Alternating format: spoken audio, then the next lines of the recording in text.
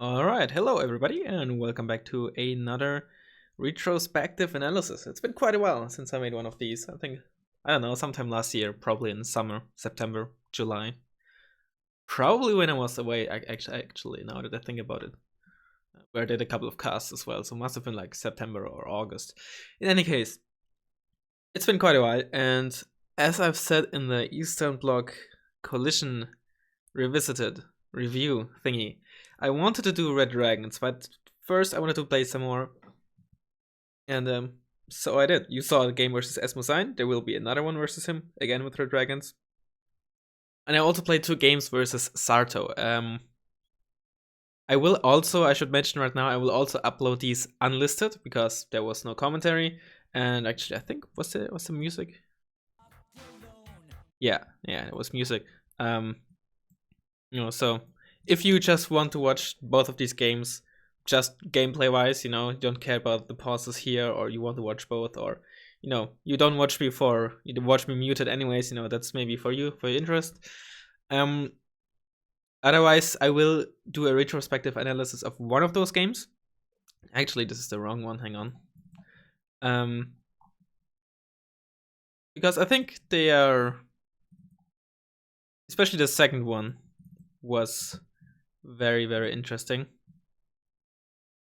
And it has some nice maneuvers. This is the second one that I'm going to be reviewing. Both times I play as Red Dragons, both times he plays as Eurocore Mechanized.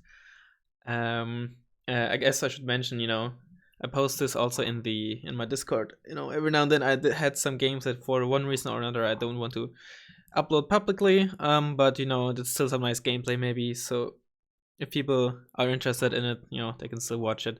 I had like July and in September I had some videos uploaded. You can find the other 3 in my Discord, and the 2 games versus Sarto, the raw videos, I will just leave linked in the description and in the comments and whatnot. So I think that's all that I had to say regarding this. So let's get into the game. Like I said, I did play. Oopsie, hang on. Let's make this a bit faster. I did play. Like 1.4. That's fine. I did play Red Dragons. He played Eurocore. I did some changes to the deck after the first match against him. Let's see if we can. All right. I think this change I think I did after the second game versus Esmosine, where I put in Tankasaso 85 in the WC 551 instead of the Legion. And let's see. I replaced the 2 cards of SU76s with 1 card of SU100 and 1 card of T62D. Both I'm not a huge fan of, but the major issue with the SU76 that I found was that not only, that it is fine enough versus infantry, but the main problem is it gets way too easily countered by any IFV, even a Martyr one, just completely demolishes them because they have virtually no DPS versus anything vehicle based. So as soon as anything with an autocannon comes, they even the force deck most of the time loses. And I think that's the main problem, that even a deck that doesn't really have a whole lot of IVs, even a BDR80A will probably just win versus 3 or 4 of them unless it's point blank range. And I think that's their main issue. I may end up maybe putting in just 1 card because them having medium optics is still really, really nice. But I'm still figuring out some stuff, and I wasn't really a huge fan of the T62D, so maybe I'll put in like 2 cards of SC100 and I'll upvet them. As you can see, unfortunately, they only come at regular and trained, as opposed to basically every other vehicle which comes at trained and hardened, which is unfortunate. I don't know why, but that's how it is. And that's, I think, all that I did to the deck. Yeah. So let's first go over this here. So my side, I think most of the time, Boris, you can only really push if you have an infantry squad. Okay, this works. This, okay.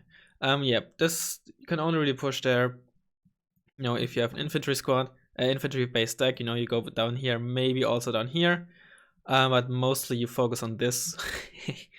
And you try to hold this as well. you know, so you can't get pushed from here. And you know, this town in Gregory is obviously very important, because if the enemy gets in here, you know, not only do you lose Gregory, they might also be able to push into here, and most importantly, if they have Gregory, they can easily just cut you off right there, and maybe even over here, because they can drive up there as well, you know, and then you having to take the long route as opposed to them having this route. In the long run, it's not gonna work out very well.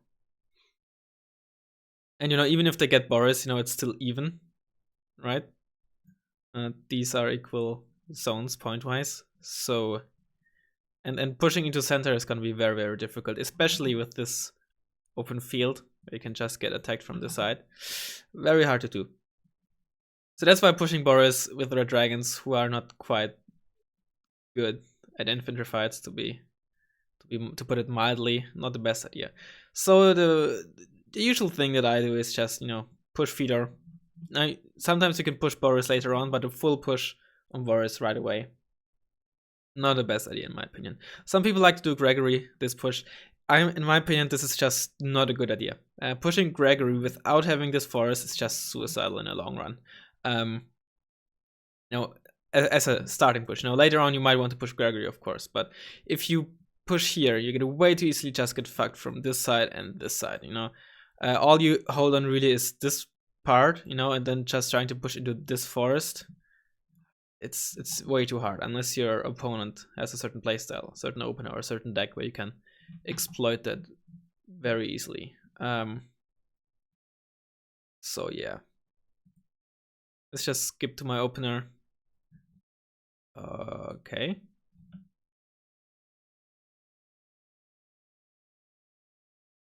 Get a bit.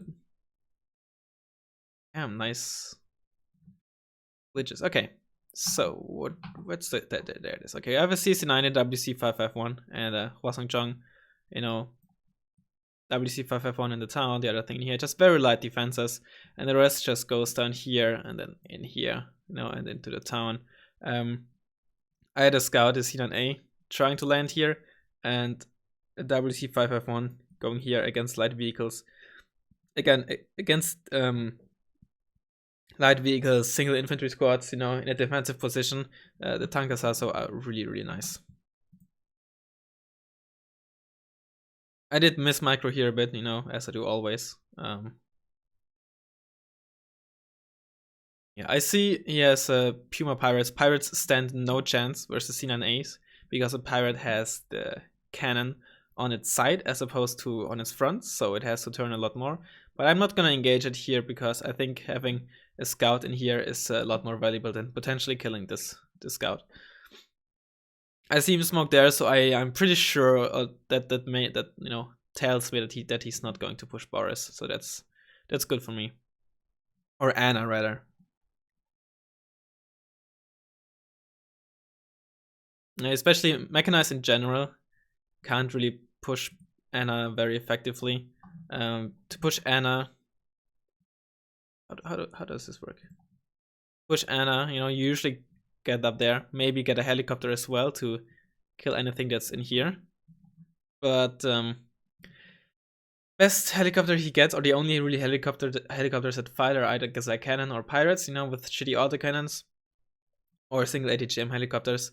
He does get Panthers, but with the Hwasong-Chong's HQ7s, I think it's quite a gamble to trying to push here, and then most of his stuff is slow. He does have MX Sense, but he doesn't get Panthers even, right? Most of his stuff is slow, you know, the only fast thing he has are MX Sense, which are amazing, OP and all, but they don't allow him to get into the town, really. So I think that's why he didn't decide to push Boris. And his lack of heavy tanks can make this quite awkward as well.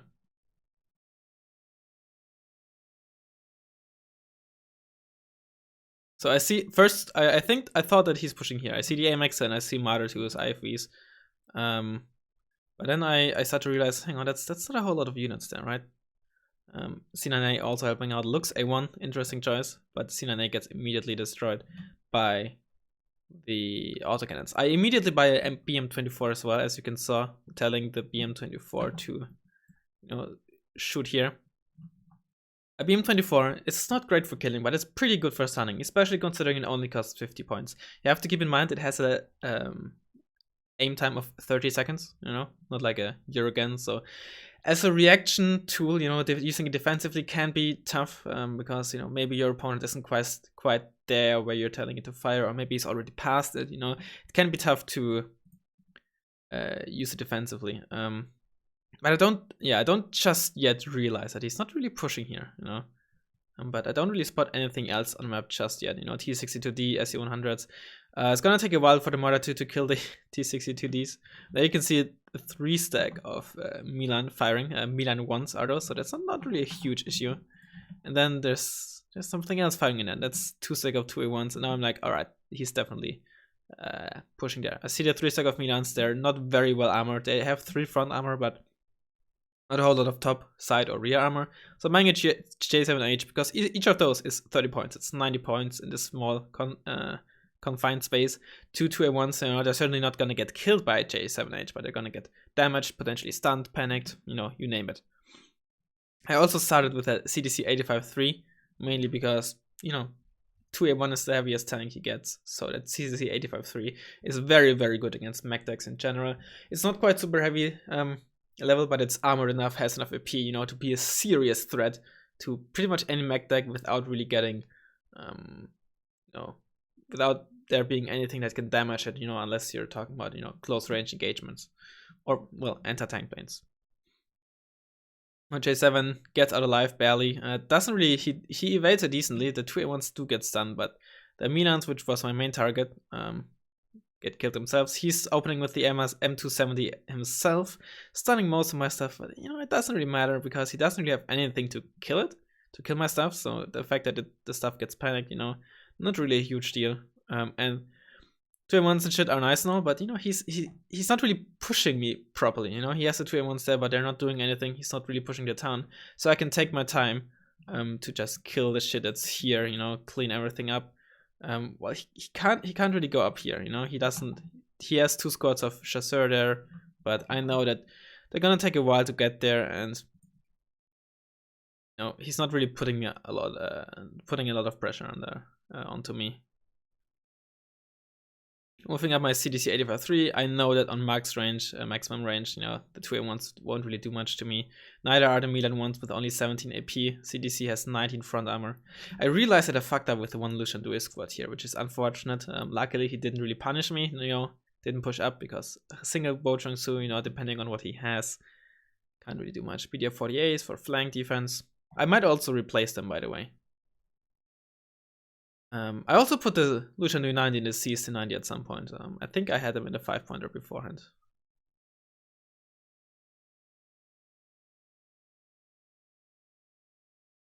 Not really a whole lot going on here.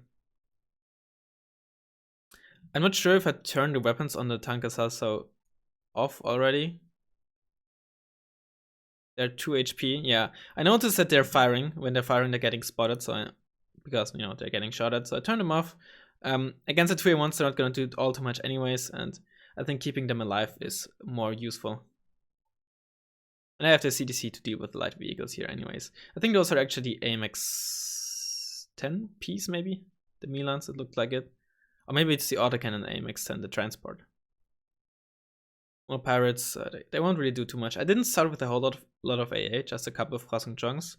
But it's mainly that the only plane that that he can anti-ground plane, that good one that Yuriko has, is a Peace Shrine, and outside of the 85-3 he doesn't really have much to kill there, so I thought there's no point in doing starting with HQ61s, maybe HQ7s, even his helicopters are not particularly good. Crossing chunks are gonna be just fine, meaning that I already get infantry with them, so I can save quite a lot of points on AA. Here I noticed one thing. 5 men, that close to me, that veterancy, can be only one thing. That's a regular scout squad. Hussards 85 most likely, I assume that he likes to use in a pirate because it's relatively cheap and fast. So that also explains why he was able to spot the tank assassin when they were firing, So I know there's a recon squad in there, which is why I'm moving these WC5F1s here. That's like a nice little maneuver, without trying to suck my own dick here. That's a nice little maneuver, I think, that I'm doing here. I'm smoking this off, you know, so the WC551s can move there, then I can move in with the Boateng Su, and together with the WC551s, in theory, clean up those scout squads without them being able to do much. And he can't really effectively move up the 2A1s because I have the CDC 85-3 in here, you know, in theory. But that's just one of these little things that I wanted to highlight. I'm also noticing that my 85-3 was spotted despite being in a forest. There is a smoke cloud here, but I assume that the 85-3 was actually in front of the smoke and not in it. Moving back my Lucian to 90, I'm trying to be a bit more careful with preserving my units. I do notice that the T62Ds are spotted, but they are expendable units and they're decently hard, so you know, it's not like they can be sniped by some autocannon or something, and you know, I like to keep them there even though they're spotted, you know, because they're kind of like you know, if they get killed, I know there's something heavy there or ATGM squads there, and it kind of alarms me that something is coming. So I don't mind them being spotted. I buy an HQ61 preemptively because I only have one tank on the field, and one thing that can really keep his 2A1s in check, so I'd like to stay that way. And the HQ61A, you know, even though it did fail me against the Nighthawk recently, it is still a very nice AI unit in my opinion. So that's exactly what's happening here, what I try to do, you know, WC551's Bochung Su to get a detected Hussars 85 and, you know, kill it in the end. But, you know, unfortunately, I didn't properly smoke or smoke enough, and the 2A1s move out. And kill my WC551s. I did try to get a side shot on the 2A1s maybe with the tank Assassin. Didn't end up doing it. I turned them off again because they're still not fully HP. You know, as you can see, they're down to 2 HP again. And unfortunately, I did not manage to kill those Hussars. He's trying to move up here with the pirates as fire support, but you know, it won't work obviously. I go in with the J7H again. See if I can snipe these.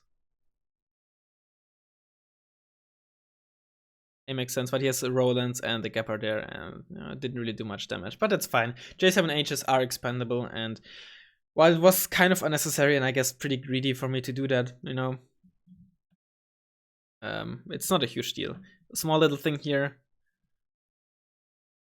When I clicked on this, I checked veterancy, I checked ammo, you know, to see if anything went past here while it was there. It didn't, you know. If I saw that, hang on, let me. Okay, there we go. If I saw that it has ammunition missing without getting XP or a veterancy level, then I would know that something went past here without getting killed. At 15 points, you know, in case you don't know the way veterancy roughly works, you know, I don't fully know, but roughly is.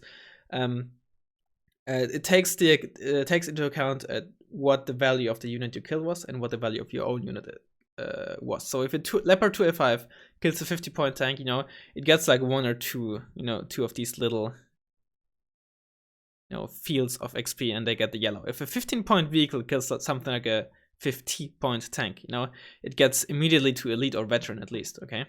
And the fact that this is still full, no XP, means that, you know, there's a pretty high chance that nothing went past there yet. We can skip here, you know, otherwise this video will be 2 hours long. Just some small skirmishes on the right, you know, I'm moving in the T62Ds to deal with the Lux A1 that was there, or is there, because I know Lux A1 2 AP autocannon, 1500 meter range, can't really do all too much against the T62Ds. I'm moving down my CDC here, so I can keep those 2A1s in check. I'm not really interested in getting this, because as long as I can hold this and hold this, hang on, as long as I can hold like this area here without losing the left side. Let's see. Get like a zoomed out picture.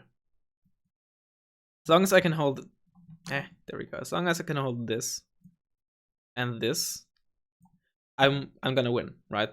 You know, I can contest this, I can contest this, you know, he will be able to get this, you know, but I have this and this, you know, I have 3 points, he has 2 points, you know, I'll win, right? Because these 3 points are gonna be contested.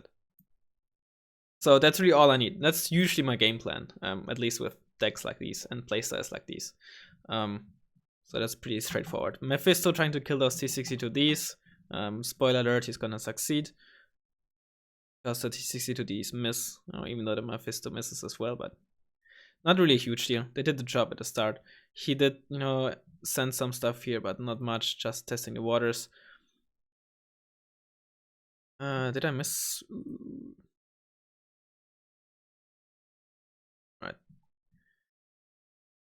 I did also earlier fire in here with a BM24D, a BM24, sometimes I just do it preemptively because there's gonna be certain times where you're kind of expecting the enemy to push, and while the BM24 is, it's not gonna do jack shit versus 2-in-1s, but against blue 4 tanks especially, just keeping them panicked, keeping them stunned, it's gonna buy you a bit of time, it's gonna buy you time to build up your defenses, it's gonna buy you time to potentially even tick, etc., etc., and not rarely do conquest games, if it's close, end because of the time node. So buying time buys you points basically, right?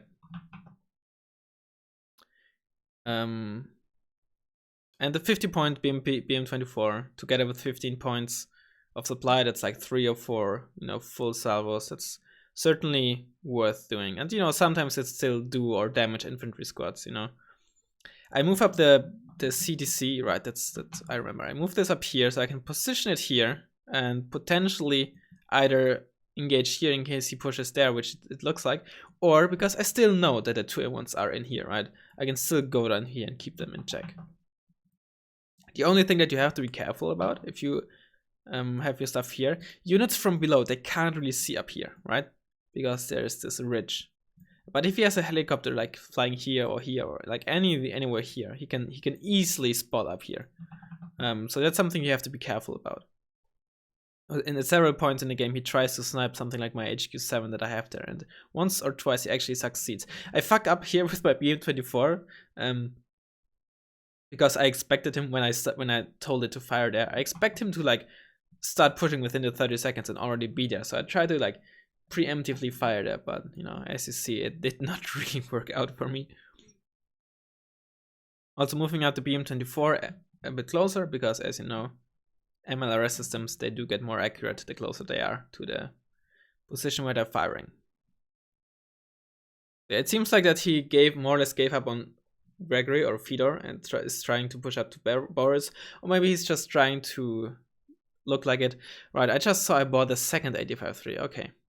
I didn't actually move it down from Fedor, I bought a second one. So there are still the 2-in-1s. The nice thing about me here, or my position, is that I have a 85-3 here and here. So I can potentially get a crossfire here and get some side shots onto these 2-in-1s. That's why, from his point of view, I don't like fortifying this position and pushing from here, because unless you have this, you can just way too easily get side shot or end up in a crossfire. And it also doesn't really give you a whole lot of forest to retreat to cover, making something like a BM24 quite powerful. 85-3 is firing. The other one doesn't really have quite light range. It's not quite in range yet, but I already got one 2-in-1 kill, and as you just saw, even though there are 3 2-in-1s, I took 3 damage and I got 1 kill. That's perfectly fine. There's the Hot 2, one of the few helicopters that's actually dangerous. The HQ7 is out of ammo because I killed a Gazelle earlier, and maybe a pirate or something. But I have Wasang Chong here, and the HQ61, in case he gets too aggressive, can also defend the 85-3. It has the same range versus helicopters as the Gazelle Hot has, range versus vehicles being 2,625 meters. But yeah, I end up focusing a whole lot on this area, sending infantry here a bit, just keeping this. I'm not really spending a whole lot of points on this area, because it's way easier to defend this zone by having stuff in here and having stuff up here, because I don't really have a whole lot of cover here, right? You have this forest line and you have this town. I can't really put.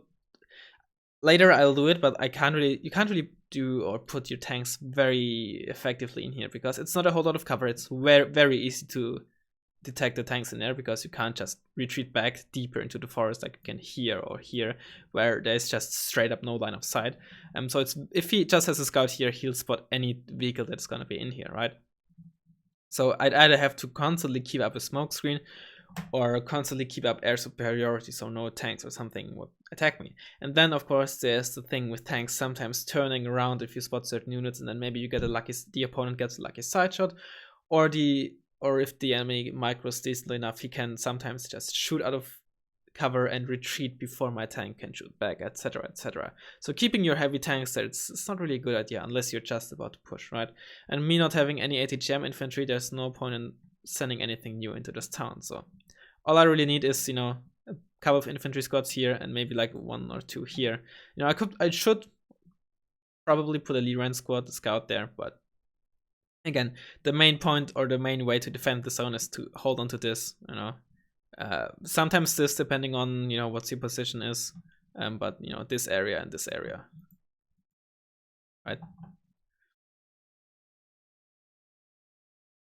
So much in regards to the only area that matters in Wargame are the zones. Nothing else matter.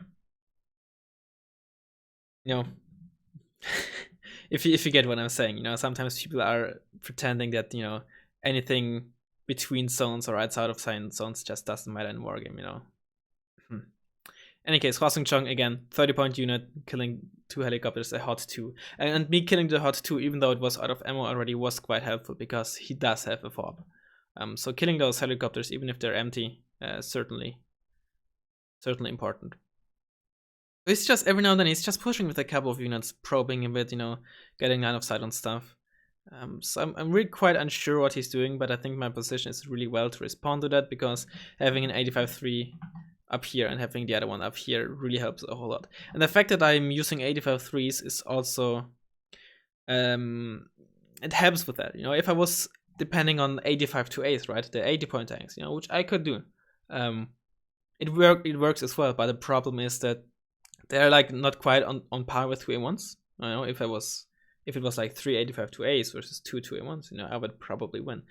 But me depending on these heavier tanks that just take a bit of chip damage by the 2A1s allows me to spread them a bit. If I was depending on the 85-2As, he could try to overwhelm them here first with this 3 stack of 2A1s, get rid of my 2As, let's say, and then I have the other ones up here who can't really properly engage.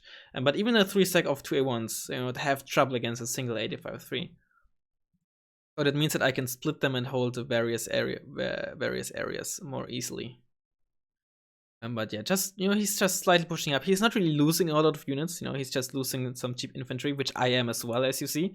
I'm losing some Sanshi, I'm losing the 5-pointers, etc, etc. I am also noticing that he has an ATGM squad in there, which, Jesus Christ, what's with all these artifacting or whatever you call it. And yeah, this plateau is going to be very important. I noticed that he's repairing and refilling his 2A1 back there, so I told the mortar to potentially engage it, but then I thought, fuck it. Again, here you can see him sniping the HQ7. He's spotting this all with a Gazelle cannon up here, right? This is why you have to be careful when you have stuff up here. I actually got lucky that he didn't really send any peace shrines so far to snipe my stuff. I guess he did spot the HQ61 and thought it's not quite worth it. Because also the 85-3 has just enough armor to survive a peace run up front. At 26 AP versus 19 armor does 4.5 damage, I'm pretty sure. So it would survive with 1 HP, assuming it was at full HP. And having my tank up here means that, if he tried to finish it off with his 2A1s, I could very easily retreat and break line of sight. I also bought a hot, I think earlier for the Mephisto or something, I'm really starting to like it. It's just 40 points, and it's actually relatively easy to just get it into range to kill some light stuff. And even if it kills some AMX 10p, that's worth it, just killing 3 of those or something, that's already 45 points, and the hot costs 40 points. Not to mention it can damage even medium tanks pretty well. Again, engagement versus the 2A1s, I took 2 damage. So that's very good. He is slightly pushing up here with some light vehicles, but it's not a huge deal just yet. I have some vehicles out here after Tankasa, so it's not like he's doing a major push, so I'm fine.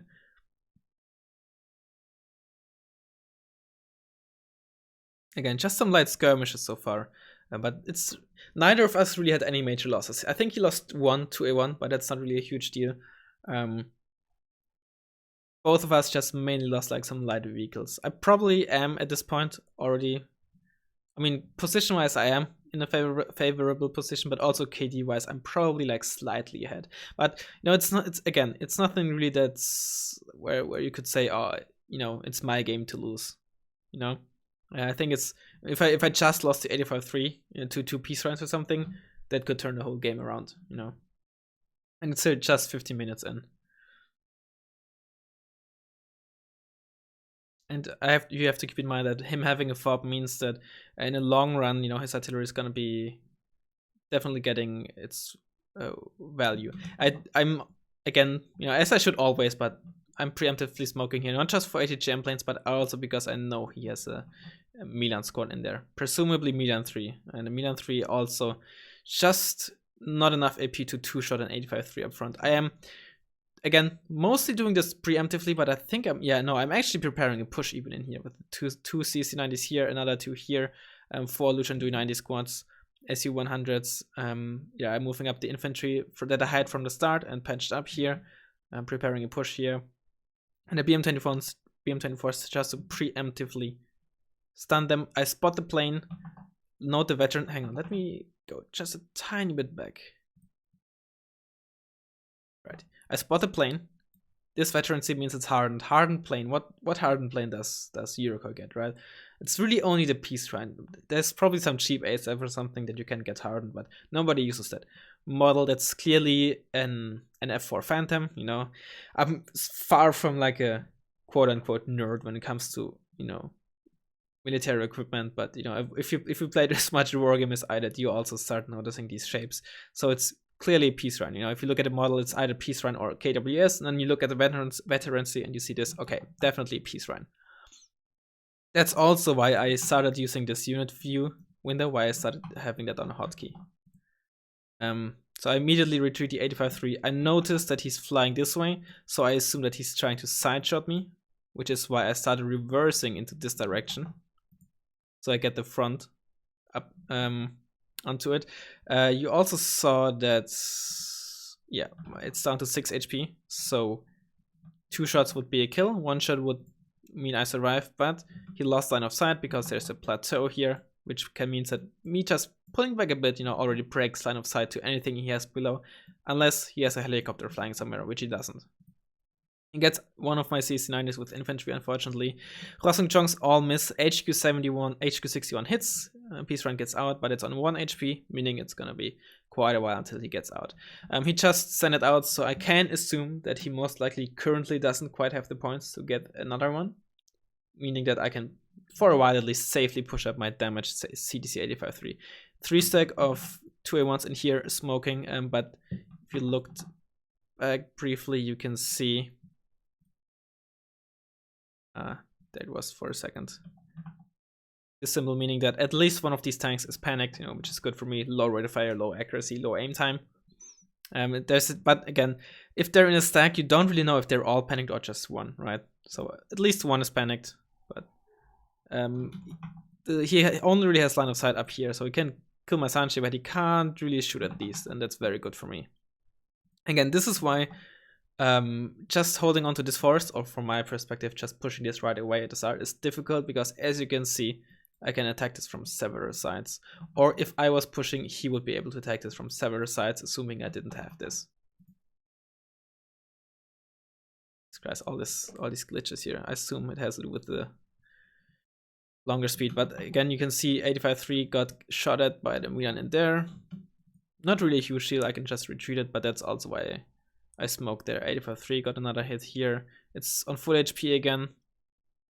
Gepard 2A1, Rodents are all moving back, allowing me to, you know, get this forest more or less for free, which is good.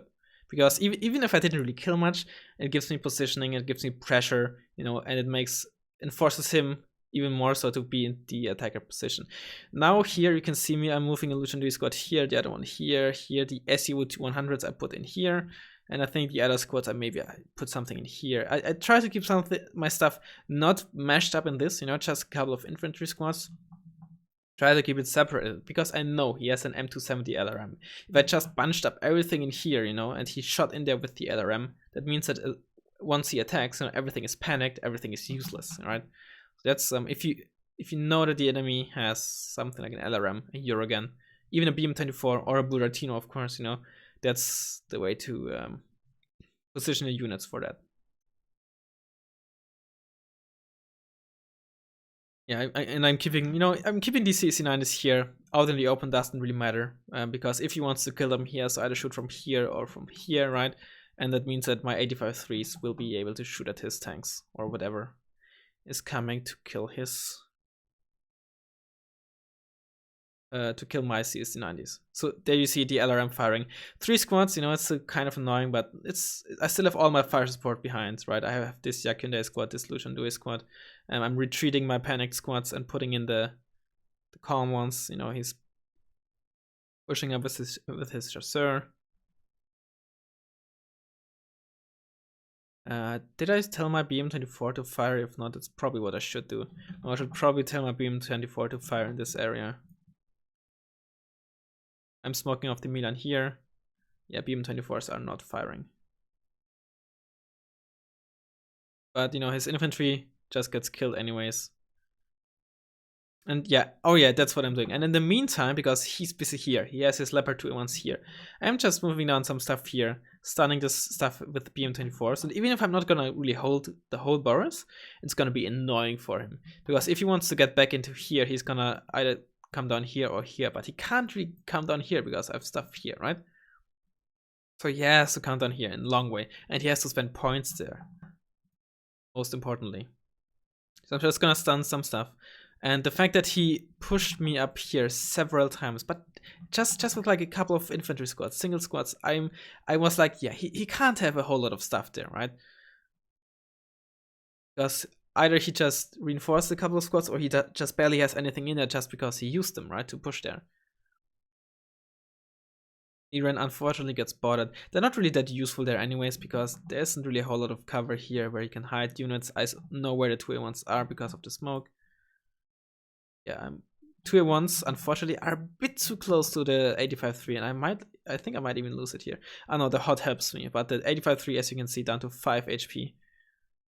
And now he gets finished off. Yeah, I was too close there. That was just simple micro mistake, nothing more, nothing less. But I still have the other one here, which can put decent pressure onto it. And the fact that he lost his infantry means that he can't really push that effectively into this force with his 2A1s anyways. And actually, I even bought one preemptively, another 85-3. Really got a bit too carried away here, but I noticed this early enough to keep the 85-3 alive. And as you can see, this force is more or less mine now.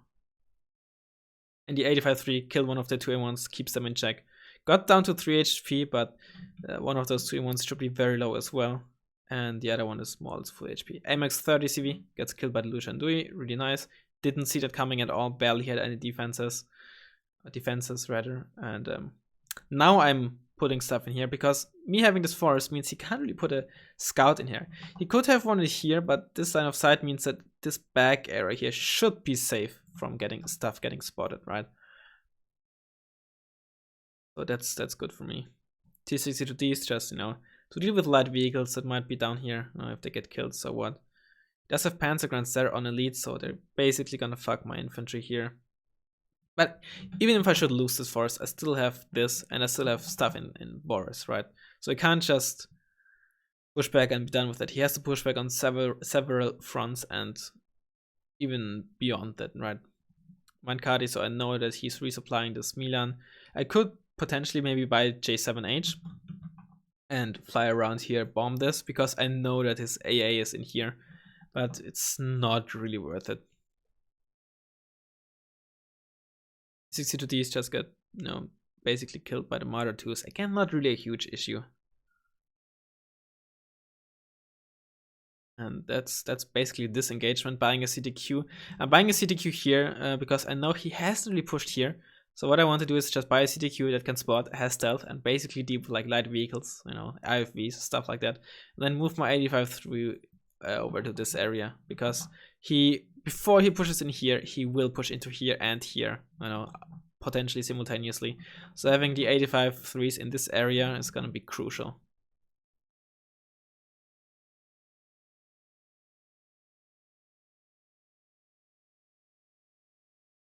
Yeah, I don't really have a whole lot of infantry in there, but again, not really a huge issue. If I lose that forest, I still have Boris, and even if I lost this bottom part of Boris, I'm still gonna be in a very good position, and ultimately, I'm already winning. I am ahead. I am ticking. At this point, all I need to do is just buy time and delay him. KD, etc. As long as I don't lose my valuable units, like the 85 threes, I'm gonna be fine. So I'm not really too concerned with efficiency at this point.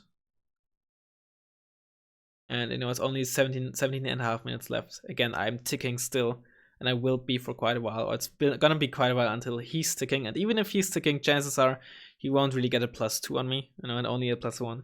So, and with a +1, you get 15 points a minute. I'm already 150, 160 ahead when it's more than 10 minutes. So it's gonna be quite a while. It's gonna be quite hard for him to win from this point. Just points wise. So CDQ arrived. I'm moving my 85-3 back any minute now, I believe. For some reason, he's actually retreating with the Panzergrenadiere. I assume it's because my vehicle's moving up. He tries to preserve them.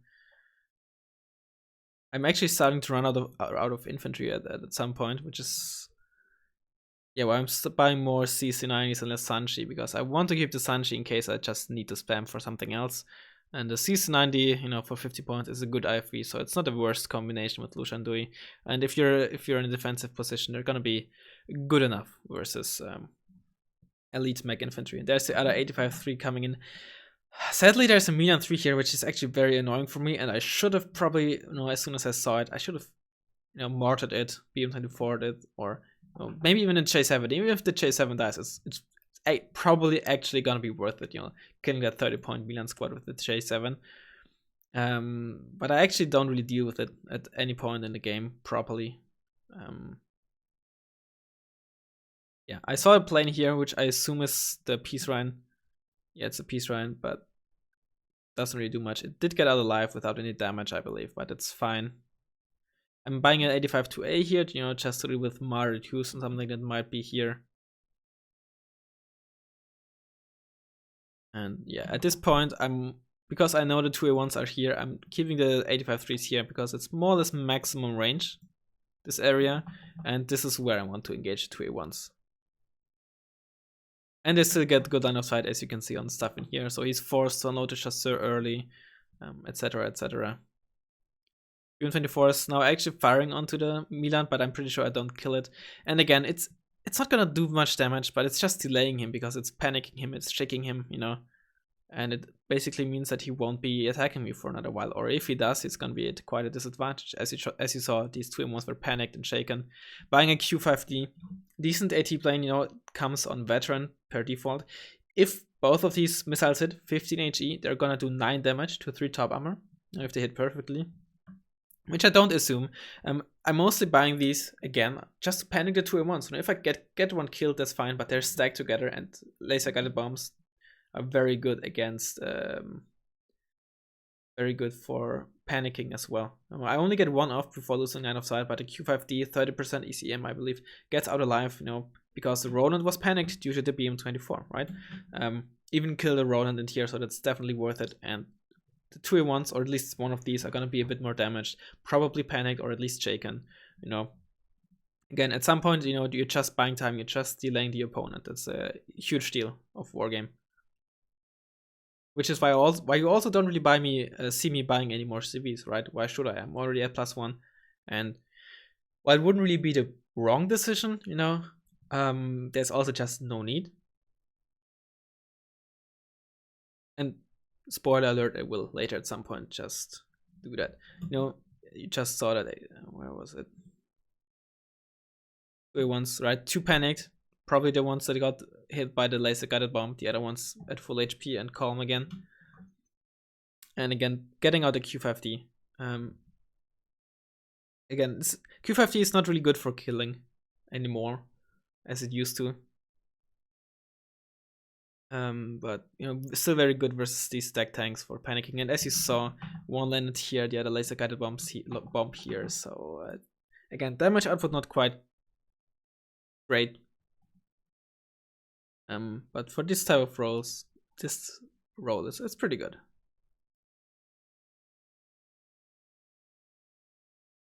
And I think that's really mostly it for this game. He did eventually buy another CV here, but it's just gonna put him even. You know, it's not even ticking. Now there are his 2A1s. And I didn't really expect him to push up Boris, but I wanted to get some high AT infantry here. Again, he apparently he didn't even realize I still had stuff in here, so he puts the AMX 30 in here. When he probably should have put it in here, I'd say.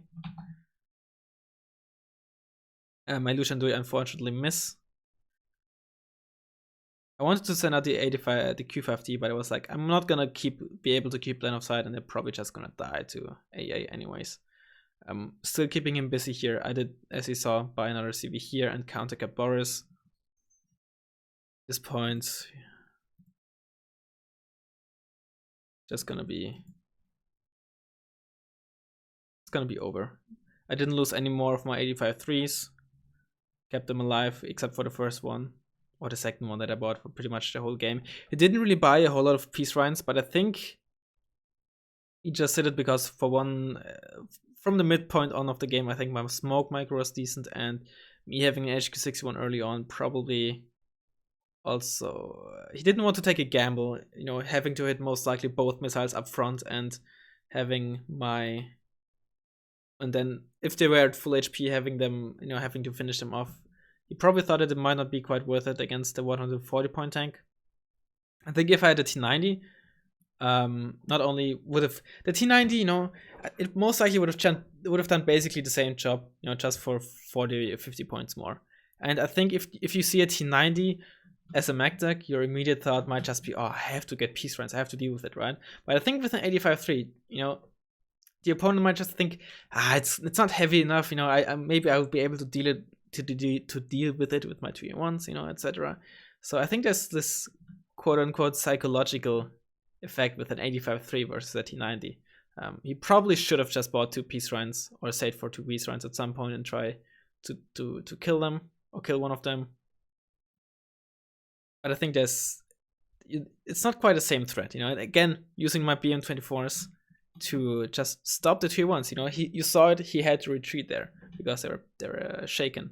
The Q5Ds panicking the 2A1. You know, I killed one with the other one with the 85-3s. And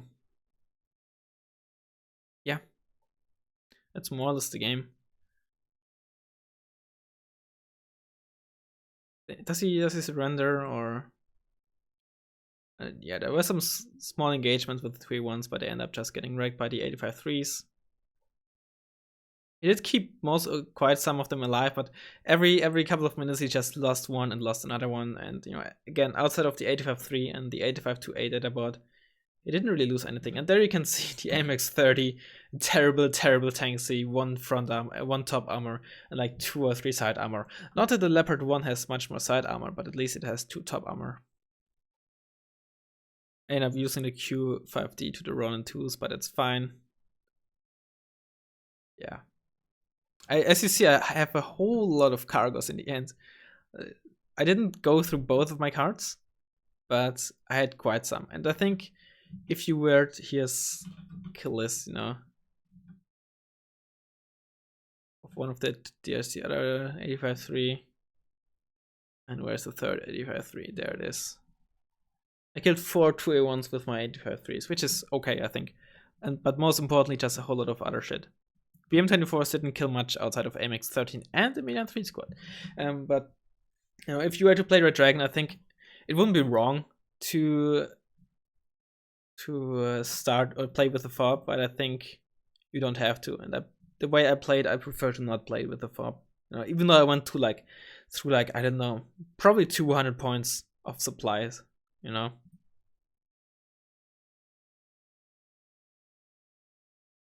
And you can see I went quickly over the replay at like very high speed.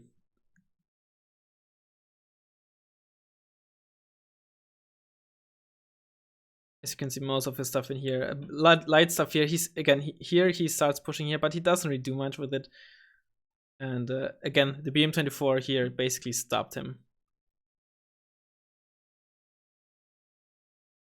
Then, as at the point where he bought his CV, he didn't really have anything left other than the stuff we had in here. Not that I had much either, but I think when you don't have a whole lot of stuff there to begin with, it's most of the time not worth pushing.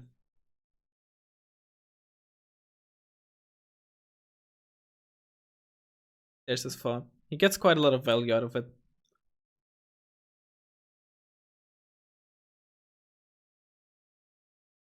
But yeah, that's the game. Again, if you want to just see this from my point of view without the commentary and just uninterrupted gameplay, the link will be in the comments and description, etc. And yeah, it's been quite a while since I did one of these, but I think this was a funny or interesting enough gameplay. Yeah, the first match again also will be available for you to watch in case you're interested. But I found the second one just to be more interesting.